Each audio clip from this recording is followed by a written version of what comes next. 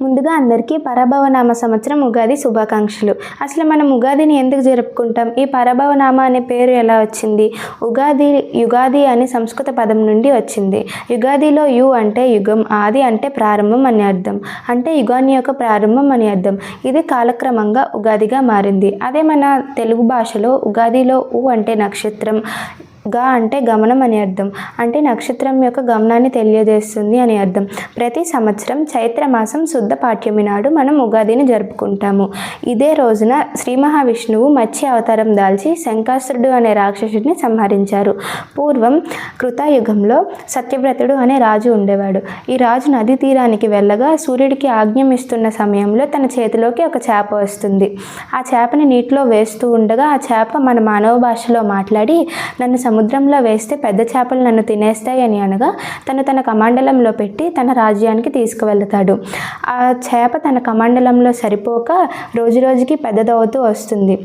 ఒకరోజు పెద్ద పాత్రలో పెడతారు. ఆ పాత్ర కూడా సరిపోక సరస్సులో వదిలేస్తారు. ఆ సరస్సులు కూడా సరిపోక సముద్రానికి తీసుకువెళ్తారు. ఆ సముద్రానికి తీసుకువెళ్ళగా 100 యోజనాల పొడవులో బంగారు వర్ణంతో ప్రకాశవంతమైన కాంతితో కనిపించగా దానికి రాజు ఆశ్చర్యపోయి మోకరిల్లి నీవు ఎవరు అని అడగగా, నేను శ్రీ మహావిష్ణువుని మత్స్య అవతారం దాల్చి నీ వద్దకు వచ్చాను.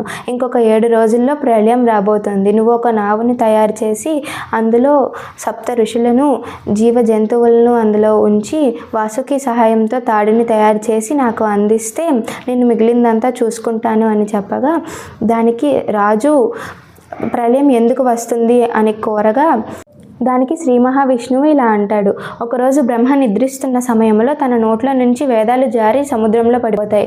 దానికి శంకాసురుడు దొంగిలిస్తాడు. ఒకవేళ వేదాలు లేకపోతే జ్ఞానం నశిస్తుంది, జ్ఞానం నశిస్తే ధర్మం నశిస్తుంది, అదే ధర్మమే నశిస్తే ఈ సృష్టికి అర్థం ఉండదు అని చెప్తాడు. దానికి శ్రీ మహావిష్ణువు ఇలా అంటాడు, ఒకరోజు బ్రహ్మ నిద్రిస్తున్న సమయంలో తన నోట్లో నుండి వేదాలు జారి సముద్రంలో పడిపోతాయి. దాన్ని శంకాసురుడు అనే రాక్షసుడు దొంగలిస్తాడు. ఒకవేళ వేదాలు లేకపోతే జ్ఞానం నశిస్తుంది, జ్ఞానం నశిస్తే ధర్మం నశిస్తుంది, అదే ధర్మమే లేకపోతే ఈ సృష్టికి అర్థం ఉండదు అని అంటాడు.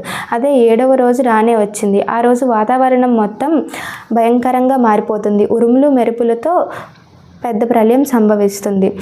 ఆ శ్రీ మహావిష్ణువు చెప్పినట్టుగానే ఆ నోవని తయారు చేసి అందులో సప్త ఋషులను జీవ జంతువులను అందులో ఉంచి వాసుకి సహాయంతో తాడుని తయారు చేస్తారు.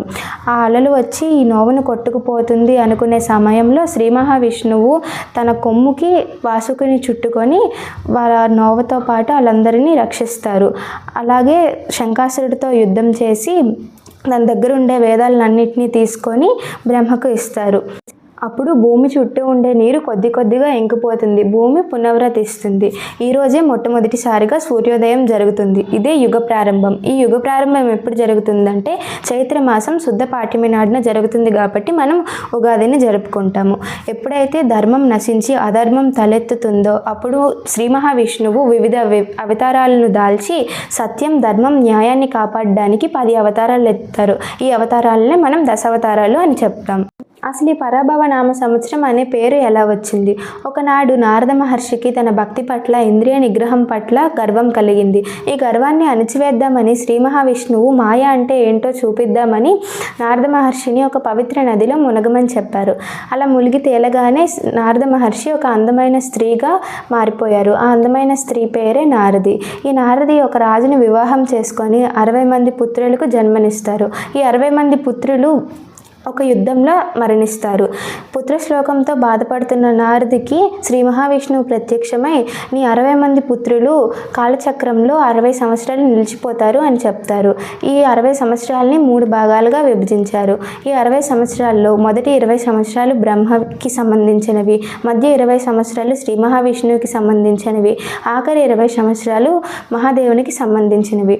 ప్రస్తుతం ఈ పరభవనామ సంవత్సరం శ్రీ మహావిష్ణువుకి ఆఖరి కాలచక్రం.